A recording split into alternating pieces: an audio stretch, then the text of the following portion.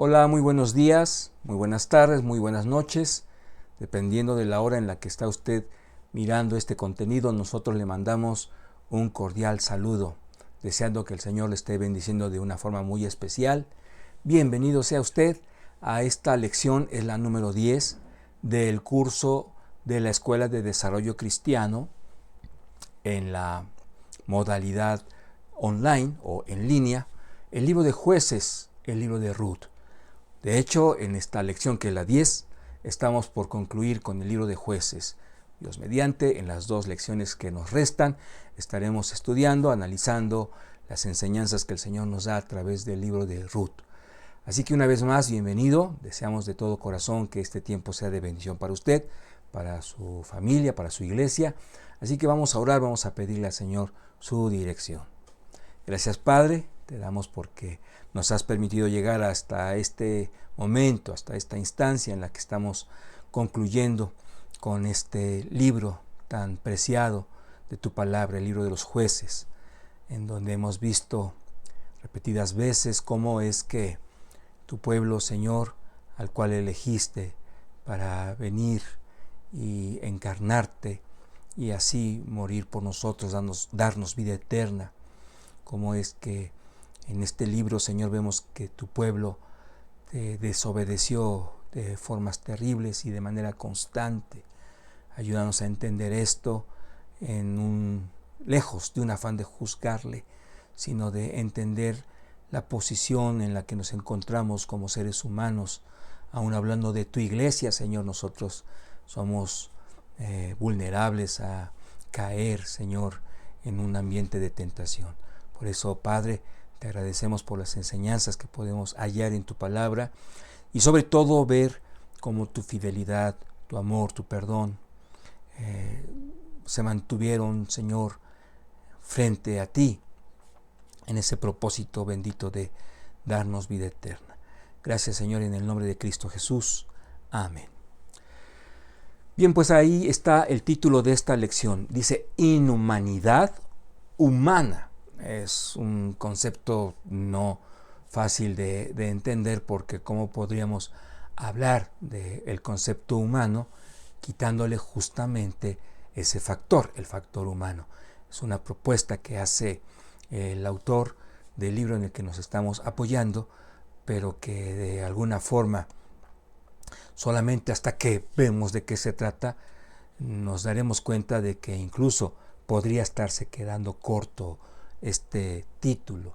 En él, en este capítulo 10, en el libro de Jueces, nos damos cuenta, más allá de que se trata del pueblo de Dios, cómo a pesar de estar hablando del factor humano, no hay rasgos en lo que vamos a estar analizando que competen a un ser humano, esto es, en la medida en la que está hecho a imagen y semejanza de Dios.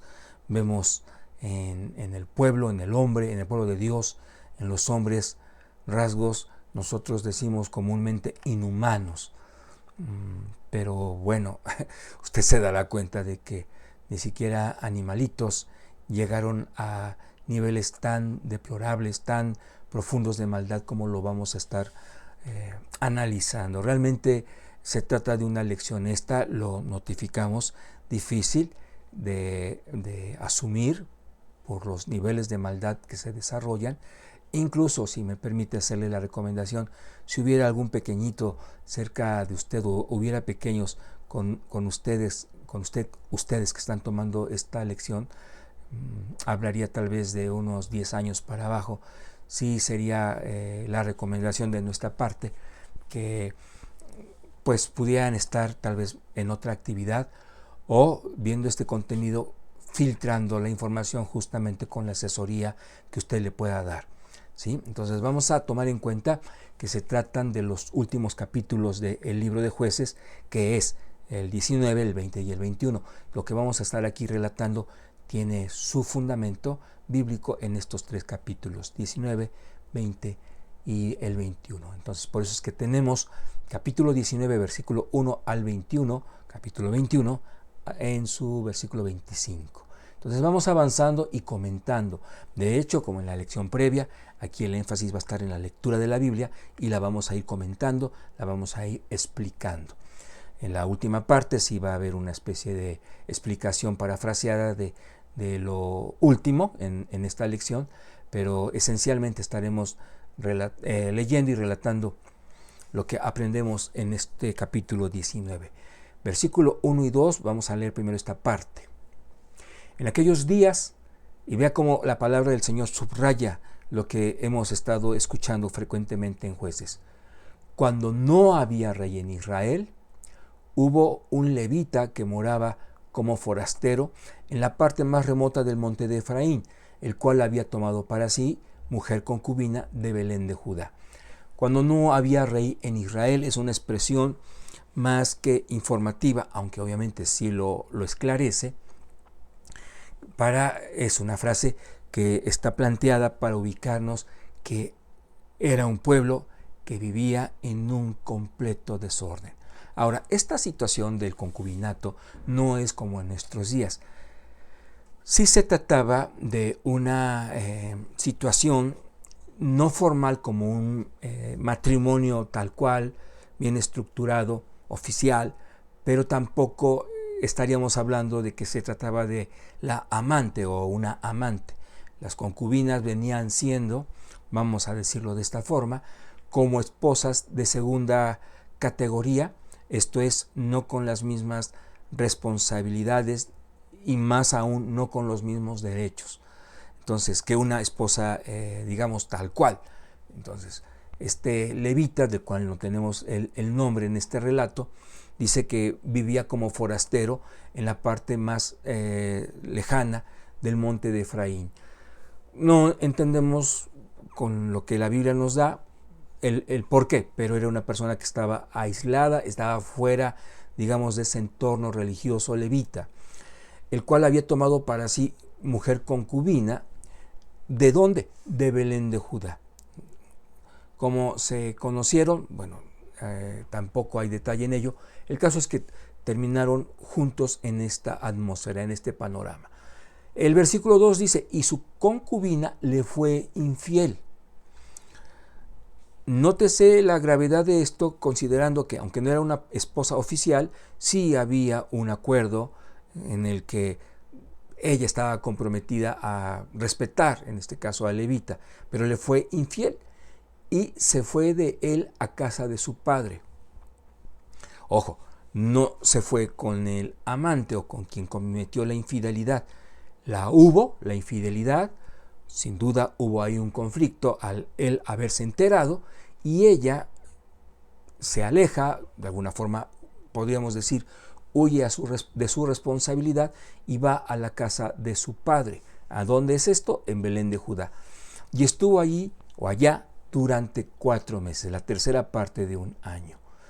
¿Qué pasó durante ese tiempo? Lo vamos leyendo.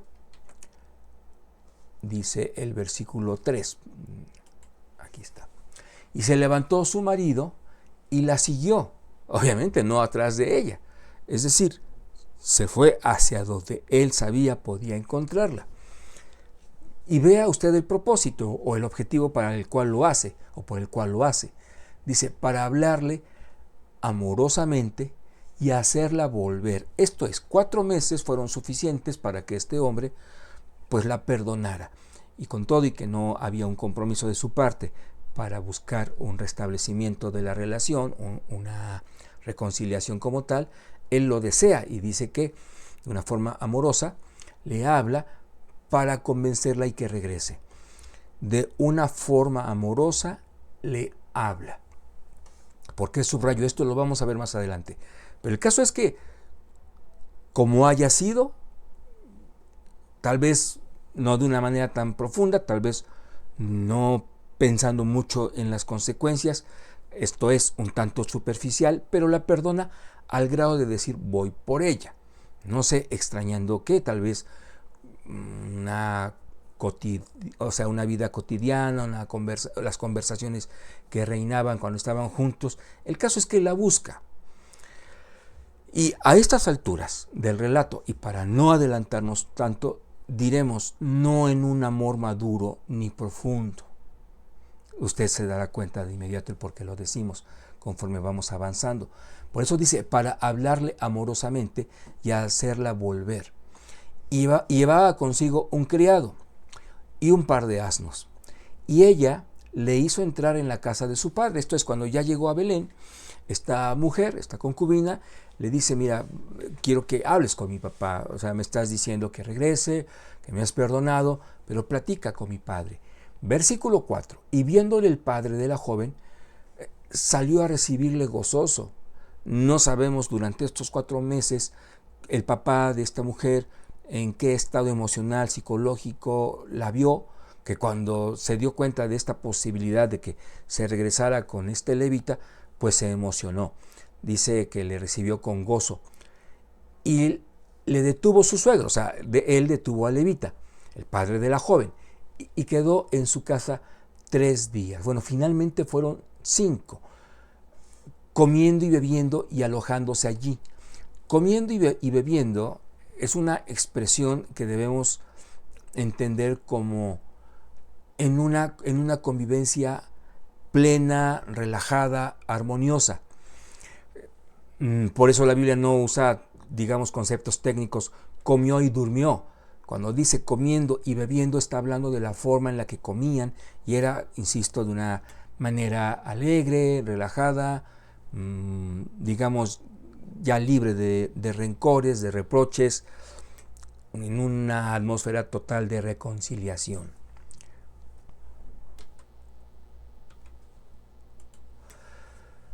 Ahí hay una pausa. 3 días.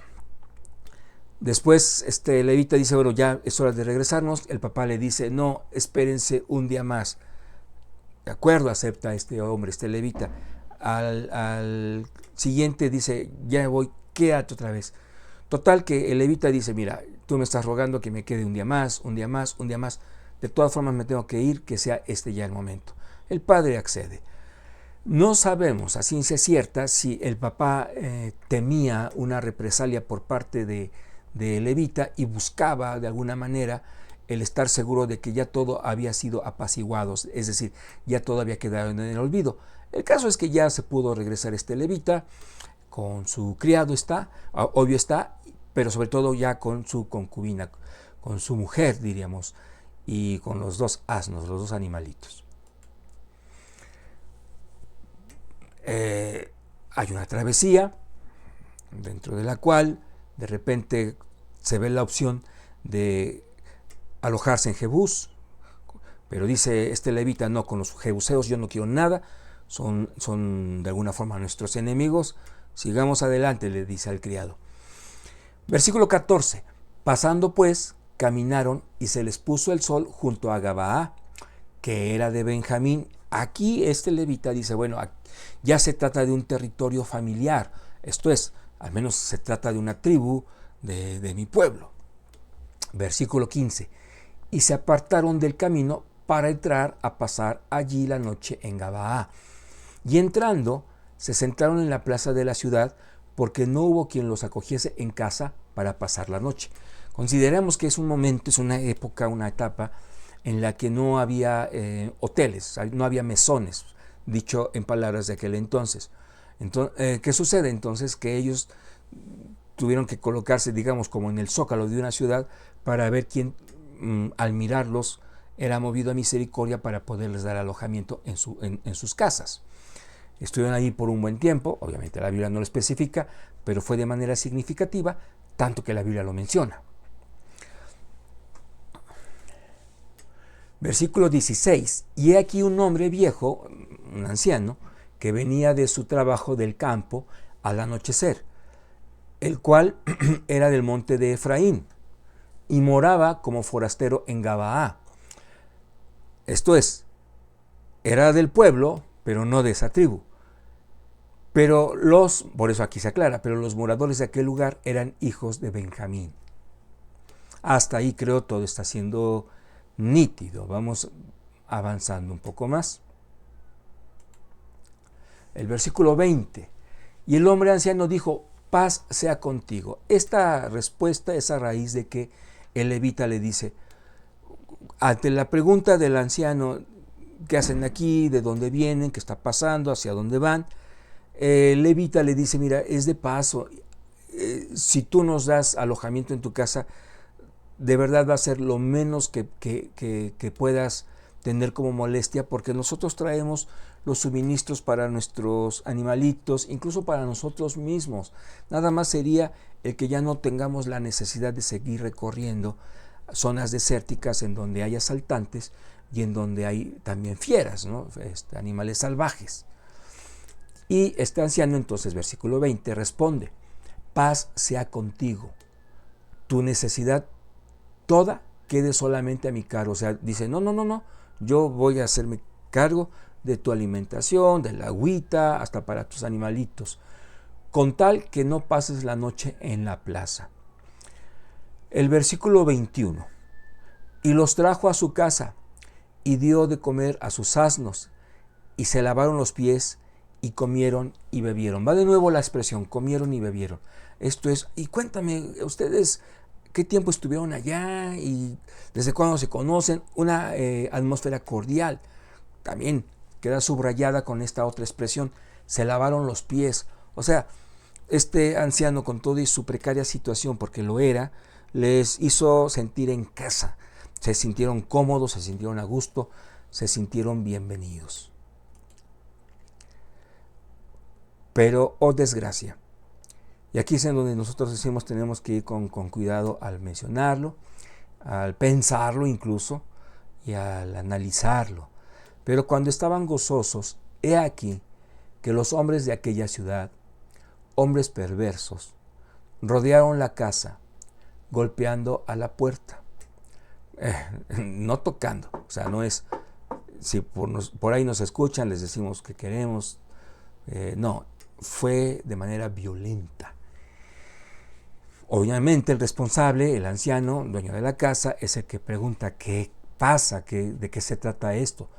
Y hablaron al anciano, dueño de la casa, diciendo, saca al hombre que ha entrado en tu casa para que lo conozcamos. No sé si contemplaban también al sirviente, al criado, pero una cosa sí era clara. Querían al hombre, hombres. Esto nos lleva, nos ubica a una situación equivalente, muy parecida en Sodoma, en donde Lot también se ve afrontado con hombres a este nivel de perversidad. Y era compromiso de, como Lot lo hizo de manifiesto, de este anciano, el defender a su huésped y a toda costa evitar esta situación. Por eso, en ese entendido, estos hombres malvados, estos hombres perversos, saben que no podían llegar con buenos modales, tenían que, porque los iban a regresar, tenían que hacer alarde de violencia para haber cumplido sus malos deseos. Versículo 23, y salió a ellos el dueño de la casa, y les dijo, no, hermanos míos, en el entendido que son parte de un mismo pueblo, les dice así, os ruego que no cometáis este mal. No sé si llorando, gritando, pero entendemos, si la Biblia dice que les rogó, que fue de una manera intensa, ya que este hombre, él explica, ha entrado en mi casa, no hagáis esta maldad, yo soy responsable de él, por favor, piensen en otra cosa, aléjense. Ante la insistencia de estos hombres, porque pues obviamente no iban con el plan de dialogar y de entender mucho menos, dice el versículo 24, he aquí mi hija virgen y la concubina de él. Está incluso ofreciendo, esto debe quedarnos claro, no de una manera cómoda. Si él hubiera dicho la concubina, lo podríamos creer, pero está involucrando a su hija virgen, que muy probablemente formaba parte de esa convivencia que otrora estábamos nosotros escuchando o leyendo.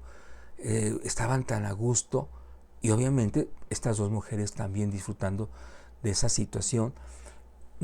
armoniosa, y ahora resulta que el dueño de la casa les ha puesto el ojo para deshacerse de estos maleantes con todo y lo que significaba para estas dos mujeres lo que ellos deseaban hacer.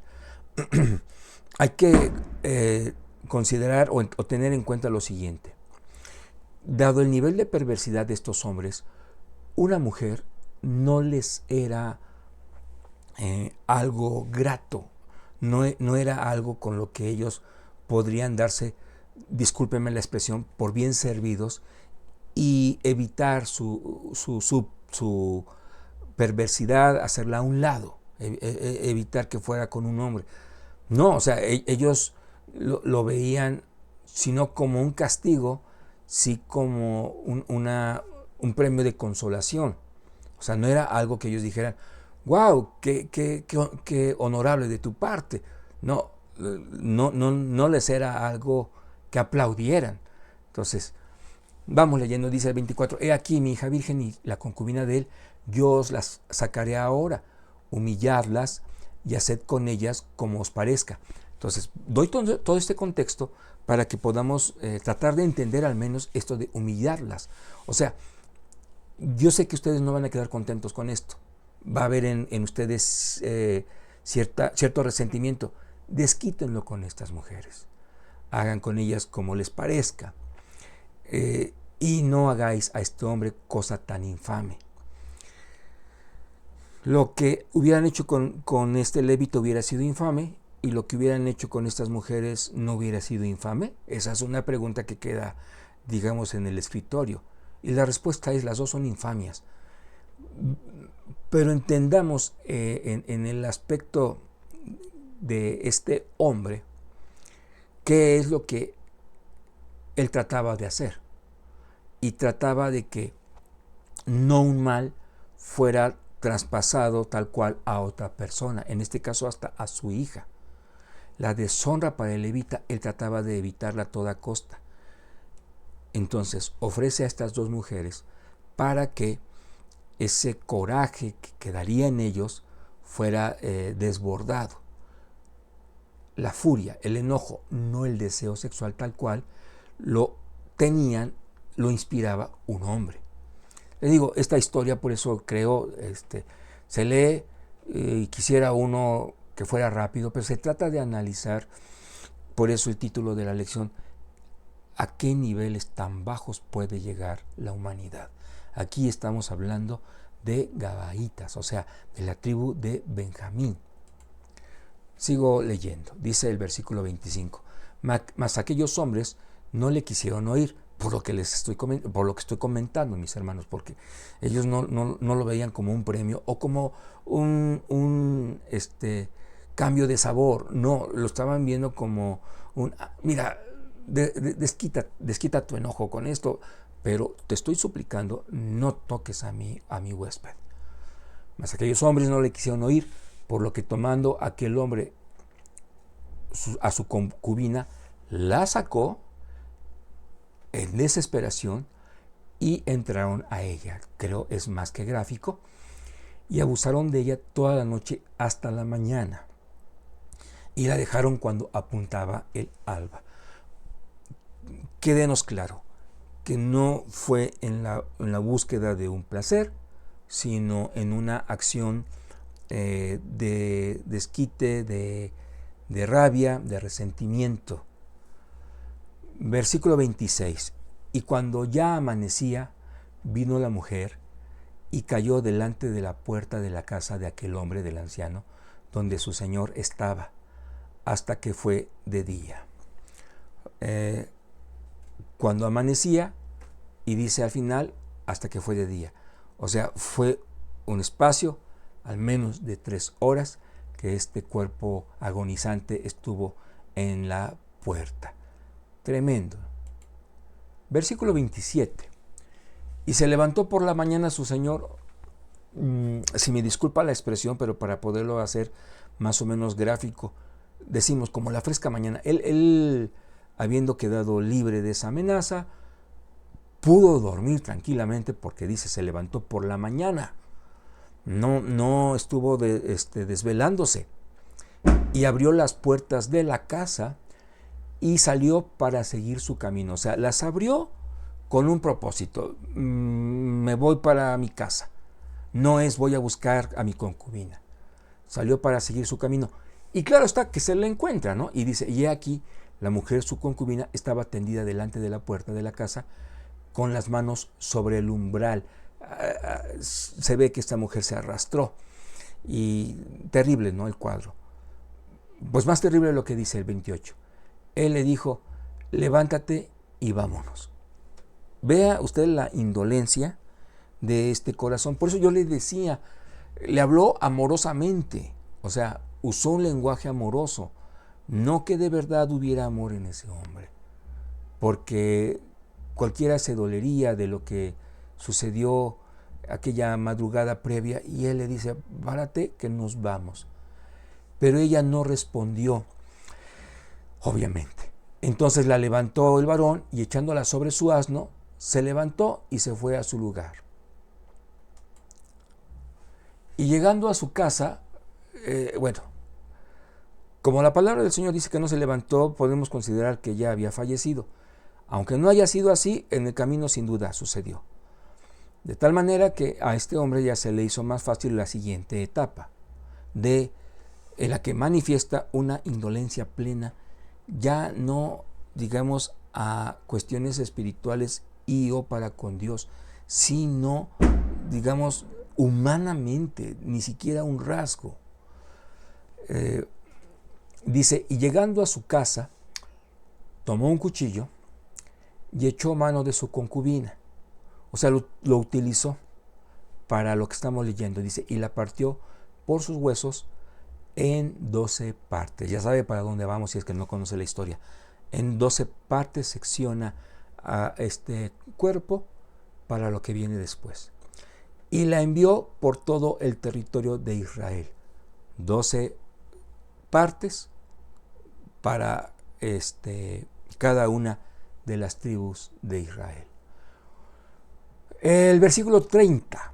Y todo el que veía aquello decía, jamás se ha hecho ni visto tal cosa. ¿De cuál están hablando? De ver un cuerpo de esta forma. Dice, desde el tiempo en que los hijos de Israel subieron de la tierra de Egipto hasta hoy. Considerad esto, tomad consejo y hablad. ¿Qué significa? Oigan, esto nunca lo habíamos visto. Tenemos que reunirnos, tenemos que checar de qué se trata. O sea, ¿qué hay atrás de todo esto?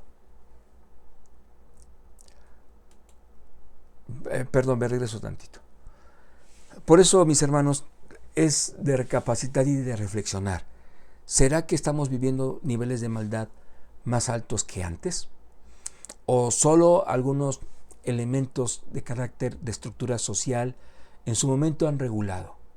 Pero realmente la naturaleza humana, en mi opinión personal, sin limitantes, va a hacer barbaridades, sea en los 50, sea en los 80, sea en el 2040. Sin Dios está uno susceptible a hacer cualquier fechoría. Y aquí queda avalado con tristeza porque estamos hablando incluso del pueblo de Dios. Versículo 29. Y llegando, perdón, entonces esto ya lo leímos. Hacemos aquí, hicimos una pausa. Y estamos entrando ya a la recta final de esta clase, que por tratarse del relato que es, sobre todo, pudo quedar compendiada en espacio de media hora. Es más que triste, como para seguir dando detalles, solo que quede constancia cuando el libro de los jueces dice, y la gente hacía lo que bien le parecía, es por algo y no era solamente una frase por decirla. Juicio contra Gabaá. Todo esto está relatado en el capítulo 20 del versículo 1 al 48. Son alrededor de 50 versículos que hemos tratado de parafrasear en lo siguiente que estamos presentándole a usted. En Mizpa, estamos haciendo un súper resumen, por supuesto está. En Mizpa se reúnen representantes de cada tribu, obvio, menos la de Benjamín. ¿Por qué? Porque se va a deliberar en contra de ellos. O a favor en su momento, ¿no? Pero aquí está lo curioso. oyen el reporte del levita, pero es un reporte en el que exagera, diciendo, es que estos hombres me buscaron para matarme, vi por mi vida, tomando en cuenta que tenía que ser una vida por otra, pues fue lo más indicado que fuera de parte de la concubina, una mujer, etc. Entonces, esa es la cuestión, que busca atenuar lo dramático de la decisión que se tomó. Un reporte en donde está exagerando. Dice que su vida corría peligro, no tan así. Y aparte, hermanos míos, es un reporte en el que no declara que él entrega a su concubina. O sea, no es una situación en la que pues me despojaron de ella y la mataron, ¿no? O sea, abusaron de ella, etc. A veces tenemos que tener cuidado, sobre todo en un canal de YouTube, de usar algunas palabras para que la plataforma no diga pues de qué están hablando y la analice y tal vez hasta detenga la transmisión o quite incluso la publicación, ¿no? Entonces por eso estamos así como que de repente un poco titubeantes en cómo decirlo. Entonces es un reporte en el que él no declara que la entrega. Claro, fue el anfitrión, pero en total acuerdo de parte de él. De otra forma le hubiera dicho, no, ¿sabes qué? Pues lo asumo, ¿no? Este peligro. El versículo 28 sí vale la pena traerlo a la luz por lo que dice. Y Finés, hijo de Eleazar, hijo de Aarón, ministraba delante de ella en aquellos días. Déjenme checar si no tenemos aquí una presentación que se nos esté pasando. Bueno, inicia la batalla. Ahí está, esto es lo que queremos comentarle. El levita presenta su reporte, exagerado, en lo que le convino exagerar, omitiendo en lo que le convino a él omitir. Los representantes de cada una de las tribus congregados en Mizpa, sin consultar a los de Gabaa, acuden a la ciudad para que se les entreguen a los culpables. O sea, ellos pudieron darse la tarea de una retroalimentación que equilibrara el panorama y lo completara. Pero no, o sea, ellos dan por hecho. Fíjese que yo en lo personal considero que fue para ellos fácil llegar a la resolución. No, los malvados son ellos, por ver hasta dónde fue posible que este levita tuviera que hacer para llamar la atención de las demás tribus, que fue despedazar lo que ya hemos mencionado, ¿no? El cuerpo de esta mujer. Los representantes, sin consultar, entonces buscan culpables. Las autoridades de la tribu no los entregan, en el entendido de que había por ahí un proceso un tanto turbio, no fue tan explícito, tan legal, e inicia una batalla que finalmente se convierte en 3, ahí decimos que 2, porque son 2 en las que pierden, las 2 primeras. Ahora sí, nos regresamos un poco. 2 batallas en donde pierden. Son batallas que ellos emprenden, déjenme aclarar esto antes de leer el versículo, con suma lógica y facilidad para ellos. Somos más, 11 contra una sola tribu. Claro, no iban a ser las tribus completas, pero la proporción en los ejércitos era prácticamente lo mismo. Vamos a poder ganarles, fueron malvados, etc. Sin embargo, no logran derrotar al ejército gabaíta. Entonces, se confunden, consultan a Dios y dicen, Señor, tenemos que seguir con esto. El Señor lo aprueba y hay una segunda batalla en donde también pierden y les entra la inquietud. Bueno, si el Señor nos dijo que lo hiciéramos, ok, en la primera entendemos que hayamos perdido porque ni lo consultamos, pero en la segunda sí lo consultamos y nos dijo que sí, dijo que sí, pero no por eso les garantizó la victoria. Fue hasta la tercera vez. ¿Por qué lo hizo así Dios? Una de las explicaciones está más adelante, la vamos a mencionar, pero aquí dice, y Finés, hijo de Eleazar, hijo de Aarón, ministraba delante de ella en aquellos días. Y dijeron, ¿volveremos aún a salir contra los hijos de Benjamín, nuestros hermanos, para pelear o desistiremos? Y Jehová dijo, subid, porque mañana yo os los entregaré. Hasta esa instancia, hasta ese momento. Y entonces vamos hablando ya de los resultados. Ganan en una tercera oportunidad. De 26.700 convocados, hablo de la tribu de Benjamín, quedaron solo 600 varones. Ojo, que el ejército constituido por esa coalición de 11 tribus arrasó con esta tribu. En otras palabras, ni mujeres les dejaron. Entonces el cuadro para ellos, vaya que se desquitaron. El cuadro para ellos era terrible. 600 varones, ya sin mujeres. ¿Cómo esta tribu iba a continuar con, pues, a lo largo del tiempo? El panorama estaba, digamos, condenándolos a una desaparición. No fue así, por la fidelidad del Señor, que permite situaciones en la vida humana no aprobadas por su carácter santo, pero ahí está. La maldad de Dios, discúlpeme, la maldad del hombre siempre queda por debajo de la gracia de nuestro Señor. Mataron a todas las mujeres de esta tribu. Finalmente, ¿cómo se trató de resolver esto? Pues al modo del hombre. Optaron por raptar a doncellas de Silo para preservar a la tribu. Y cualquiera diría, bueno, ellas qué culpa tuvieron. El caso es que ahí lo tenemos.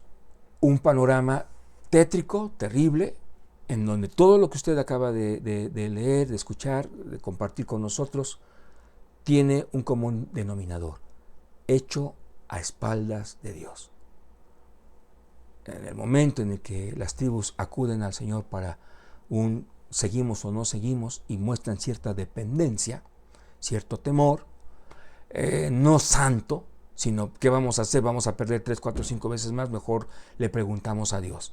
Y el Señor dice, esta vez, incluso yo lo digo, van a ganar, porque esto ya tiene que terminar. Aquí consideramos Dios no estaba a favor de un bando, a favor del otro, seguramente entristecido por la maldad en todas y cada una de las tribus de su pueblo. Pero bueno, el Señor establece un plan salvífico a través de 12 tribus y a pesar de la maldad se impone la fidelidad de Dios, se impone el amor de Dios, se impone su gracia por encima de la maldad, subrayo del hombre. De repente se nos cruzan las palabras, pero creo que usted lo entendió perfectamente. Ahí lo tenemos. Bueno, dijimos que iba a ser un poco breve la clase, prácticamente el mismo tiempo que invertimos para cada una de las lecciones de este curso. Pero ahí lo tenemos, una situación grave, crítica, y que Dios no oculta, no vela en su palabra para que no se hable mal de su pueblo. Permite que esta maldad se haga evidente, se haga patente, para que pueda quedar de manifiesto su misericordia para con usted y para con un servidor. Porque la fidelidad de Dios para con su pueblo tuvo el propósito de salvar al hombre que se arrepiente de sus pecados. Por otra parte, y ya para orar y concluir, esta situación que sucede en el pueblo de Dios no era ajena para todas aquellas poblaciones, ciudades, naciones paganas. Recordemos esa vecindad, esa cercanía que el pueblo permitió, dejando por ahí que siguieran viviendo y creciendo y desarrollándose y multiplicándose naciones ofensivas a nuestro Dios.